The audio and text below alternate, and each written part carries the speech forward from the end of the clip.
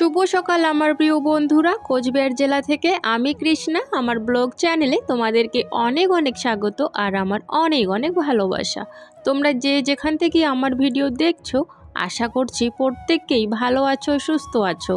আমরাও তোমাদের ভালোবাসায়, ভগবানের আশীর্বাদেই ভালোই আছি। আমি না সকালবেলা উঠে আমাদের ওই ঘরটা ঝাড় দিয়ে দিয়েছি, মানে শোয়ার ঘরটা।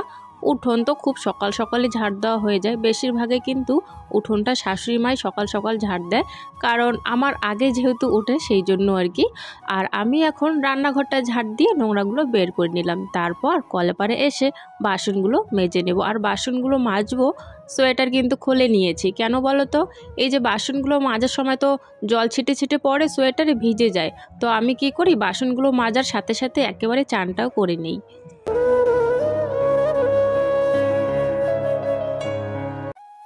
এই শীতে মনে হচ্ছে আগের মতো এখন আর ঠান্ডা পড়ে না। আগে যা ঠান্ডা পড়তো সেরকম ঠান্ডা কিন্তু এখনও পড়েনি। শুধু হ্যাঁ, একদিন নাকি দুদিন সারাদিন মানে কুয়াশা ছিল, সেদিনই আর কি বোঝা গেছিলো যে না ঠান্ডা পড়েছে। তবে এখন আর মনে হয় না যে আগের মতো আর কি ঠান্ডা পড়ে। আগে তো বাবরে কুয়াশা 3-4 দিনও যেত না, একদম রোদের ঝলক দেখাই যেত না।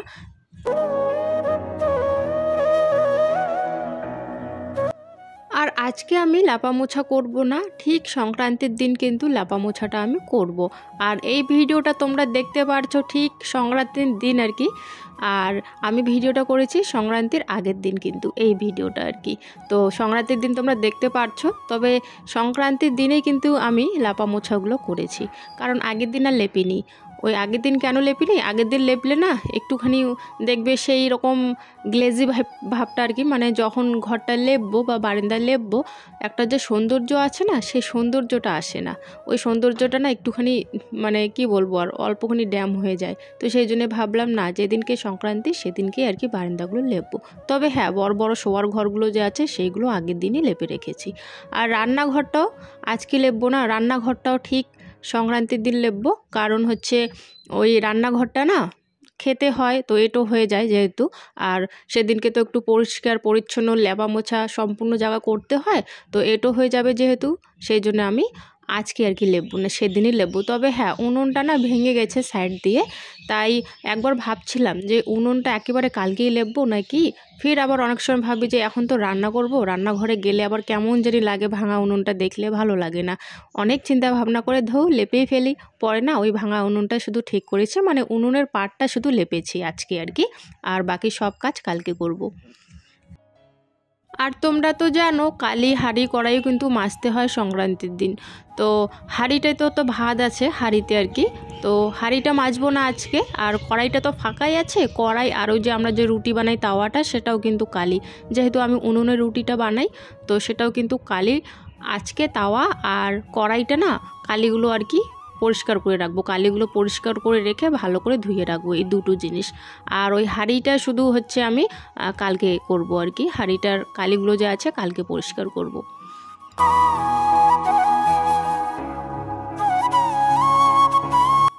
আর জানো তো তোমরা যে এই যে দেখতে পাচ্ছ ছোট্ট একটা জানলা, এই জানলাটার অনেকেই সবাই এসে তারিফ করে, বলে যে কৃষ্ণার এই জানলাটা বেশ ভালো হয়েছে। রাস্তা দিয়ে কেউ গেলেও দেখতে পারে, কেউ যদি হঠাৎ করে বাড়িতে ঢুকে পড়ে, মেন গেটে আর কি ঢুকে পড়ে যদি, তাও জানলা দিয়ে দেখতে পারবে। জানলাটা বেশ সুন্দর হয়েছে।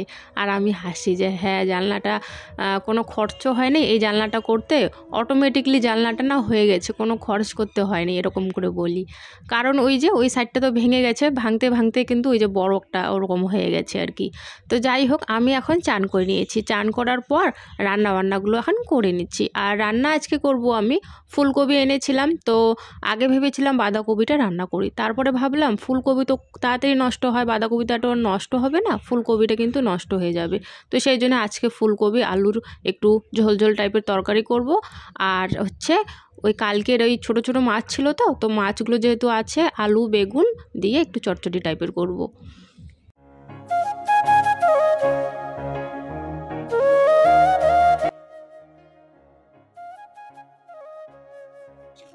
তো এই যে অর্ধেক রান্না করে তারপর প্রীতিকে নিয়ে যাচ্ছে এখন ওই যে রাস্তা রোডের মধ্যে আর কি তুলে দেবো, টোটোতে তুলে দেবো, চলে যাবে একা একা।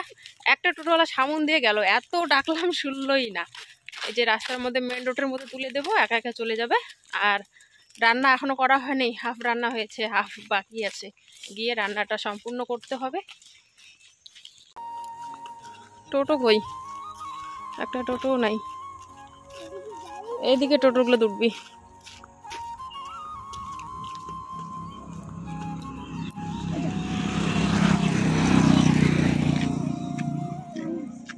দাঁড়া,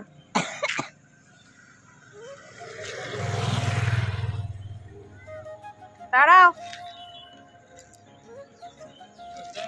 এই যে স্কুলে অঞ্চল সারা নামা দিও, নাও।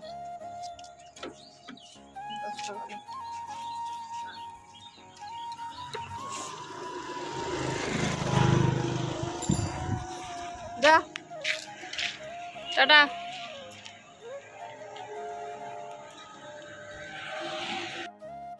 শুধু রান্নার মধ্যে আমি রান্না করেছিলাম ফুলকপি, ওই যে আলুর তরকারিটা করেছিলাম, বাকি আর রান্না করতে পারিনি। ওইদিকে ওর স্কুলের সময় হয়ে গেছে, প্রীতম আবার ওর বন্ধুর সাথে চলে গেছে। প্রীতমকে বললাম বুনুকে নিয়ে যা সাথে করে, ওর আবার আজকে স্কুলে খেলা আছে, তো একটু তাড়াতাড়ি চলে গেছে। ও বলছে যে এদিকে তো আরও অনেকে যাবে, ওর বান্ধবীর সাথে পাঠিয়ে দিও ওকে। নিয়ে গেল না, আমি আর কি করব, আমি তো এদিকে আবার রান্না বসিয়ে দিয়েছি, তাই আবার যেতেও পারছিলাম না। সকালবেলা না গোলা রুটি বানিয়ে দিয়েছে, গোলা রুটি খেয়ে নিচ্ছে সবাই, আমি কিন্তু এখনও খাইনি। আমার গোলা রুটি দুটো পড়েই আছে, রান্নাটা এদিকে বসিয়ে দিয়েছে। যেহেতু উনুনটা জ্বালিয়ে ফেলেছি না, ভাবছি যে না উনুনটা জ্বালাইছি যেহেতু রান্নাটাও করে ফেলি। আর ও তো চলেই যাবে প্রীতি কারোর সাথে। এখন বাইরে গিয়ে দেখে কেউই নেই, সবাই চলে গেছে, আর কয়েকজন আছে তারা নাকি যাবে না। এখন কি মুশকিল হয়ে গেল, ও আবার রেডি হয়ে গেছে, তাই ভাবলাম চলো এখন নেভাতেই হবে আর কি আগুনটা। তো আগুনটা নিভিয়ে তারপর চলে গেলাম রাস্তায়, ওকে টোটোতে তুলে দিয়ে এসে ভাতটা বসিয়ে দিলাম। আর ভাতটা রান্না করার পর ওই যে মাছ দিয়ে যে চটচটি করেছিলাম সেই চটচটিটা রান্না করে এখন আমি কড়াইটা নিয়ে বাইরে চলে আসলাম, কারণ কড়াইয়ের কালিগুলো তুলবো। কালকে সংক্রান্তি, কালকে তো হাঁড়ি কড়াই মাজতে হয়, লেপা মোছা করতেই হয়, তোমরা জানো সবাই। তো সেই জন্যে কড়াইটা না মেজে রাখছি। আর এই দিকে দেখো আমার পাশে কতগুলো শুকনো পাতা পড়ে আছে, টিনের থেকে পড়ে উড়ে উড়ে, আর ঝাড় দিয়ে এখানে জমিয়ে রাখা হয়েছে, কারণ ওই রাতের দিকে একটু ঠান্ডা ঠান্ডা লাগে, তো আগুন জ্বালিয়ে আগুন তাপানো হয় এখানে। কাজগুলো করতে করতেই ভাবছি তোমাদের সুন্দর সুন্দর কমেন্টের উত্তরগুলো দিয়ে ফেলি। জুলেখা শেখ বলেছো, দিদি ভাই আমি তোমার ভিডিও 6 মাস ধরে দেখছি, আমার খুব ভালো লাগে। তোমাকে অনেক অনেক ধন্যবাদ এত সুন্দর একটা কমেন্ট করার জন্য। আর তুমি কোথা থেকে দেখছো অবশ্যই কিন্তু জানাবে। আর হ্যাঁ বন্ধুরা, তোমরা যারা এখন আমার ভিডিও দেখছো সবাই একটু প্লিজ আমাকে জানাবে যে তোমরা কোথা থেকে দেখছো।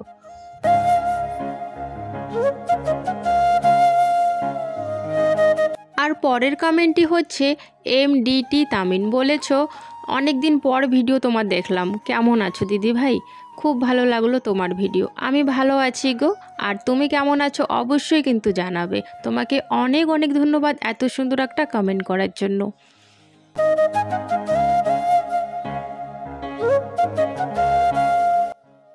কালকের হচ্ছে ধোয়া জামা কাপড়গুলো এনে বিছানায় রেখে দিয়েছিলাম, বিছানা থেকে আর তোলা হয়নি, ভাঁজ করাও হয়নি।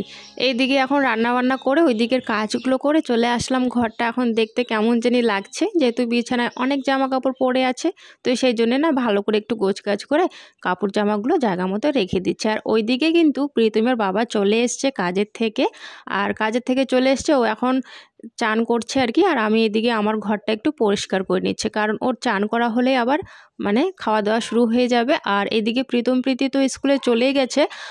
প্রীতির আসতে একটু দেরি হয়, প্রীতি না আজকে একাই চলে আসে মাঝে মাঝে এখন দেখি ও একা একা চলে আসছে আর কি। এখন একটু একটু বড় হয়ে গেছে, একা একা তো মাঝে সাঝে আসতেই হবে, তাই না? সবসময় তো আমি যেতেও পারি না, কারণ আমার একটু বাড়িতে কাজ থাকে, সেই জন্য তো মাঝে সাঝে আবার চলেও আসে। আবার পাশে একটা বান্ধবী আছে, মানে একটুখানি আর কি দূর, অতটাও পাশে না আর কি, তো তাও ওর সাথেই অনেক সময় চলে আসে।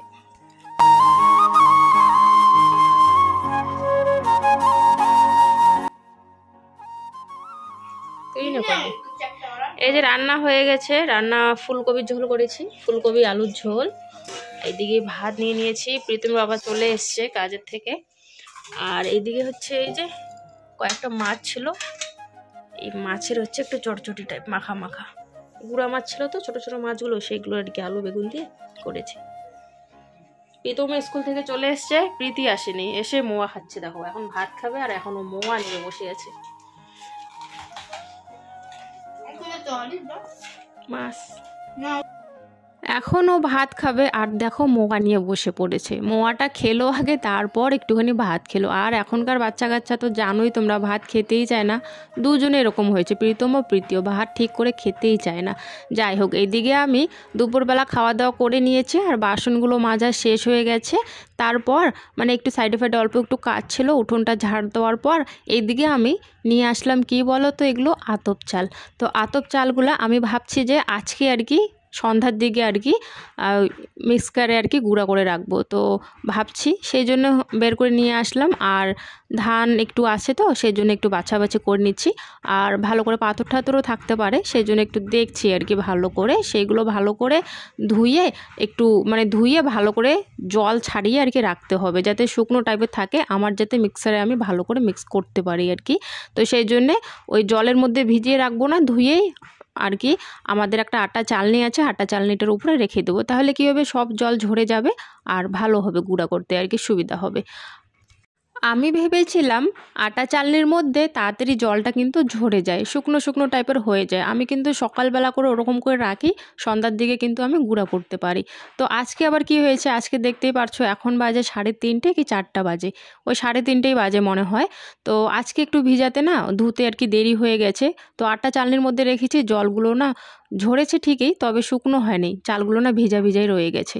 তো সেই জন্য ভাবছি যে না, রাতে আর করব না গুঁড়া, একেবারে সকালবেলা করব, তাহলে সকালবেলা কি চালগুলো শুকিয়ে যাবে, তাহলে বেশ ভালো হবে। ভিজে ভিজে টাইপের থাকলে তো হবে না গুঁড়া ভালো করে, ওই শুকানোর জন্য এখন ভাবছি না সকালবেলায় আর কি গুঁড়াটা করব।